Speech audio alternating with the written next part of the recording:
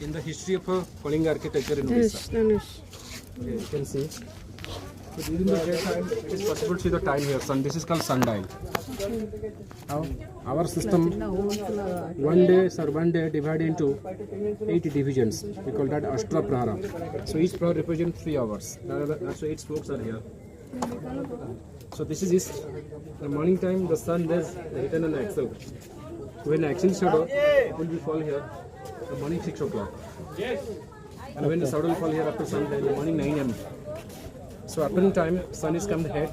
The sun rays hit an axle. When axles are down, those are 12. 3 and when it's 6. You know, this is an anti-clockwise reverse. So in between 3 hour distance, which is middle 1.5. 6, 7:30, 9, 10:30, 12, 1:33. Okay. There are many small beats are there in the rim, you can see. Small beats. These beats is each of the ball gap movement 3 minutes.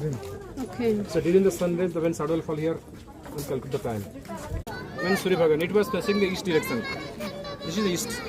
You know, during the equinox, 23rd September and 21st March, day and night are equal.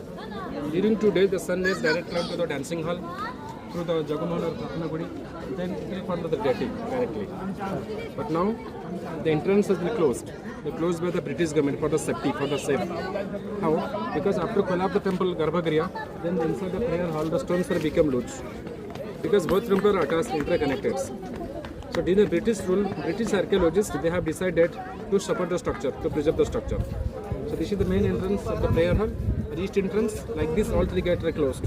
I mean, all 4 are closed. As the interior, they have filled it with sand from the top to support the structure, to balance the structure. They don't fall. So now we can't go inside the temple. Because if the note has closed the British government that time, it could have collapsed also. The wheels are good conditions, we'll see, but horses are broken.